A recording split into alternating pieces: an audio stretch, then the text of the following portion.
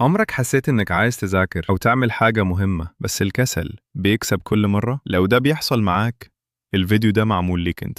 المشكلة إنك متعود على الراحة، الموبايل، السوشيال ميديا، النوم، كل ده بيخلي دماغك يهرب من أي مجهود، ومع الوقت الكسل بيبقى عادة. أول حاجة، ابدأ صغير جدا. ما تقولش هقعد 5 ساعات مذاكرة، هبدأ ب10 دقايق بس، وغالبا هتكمل لوحدك. تاني حاجة، قانون ال5 دقايق. قول لنفسك هعمل الحاجة دي 5 دقايق بس، لو كملت تمام، لو لأ خلاص، بس 90% من الوقت هتكمل. أكبر سبب للكسل هو الموبايل.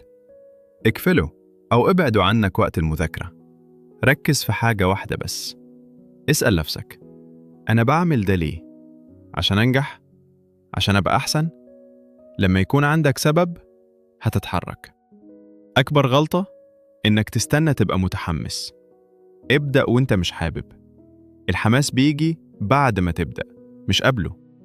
لو فضلت مستني عمرك ما هتبدأ. ابدأ حتى لو بخطوة صغيرة بس. ابدأ النهاردة مش بكرة. ولو الفيديو فادك اعمل لايك واشترك عشان أساعدك تطور نفسك كل يوم.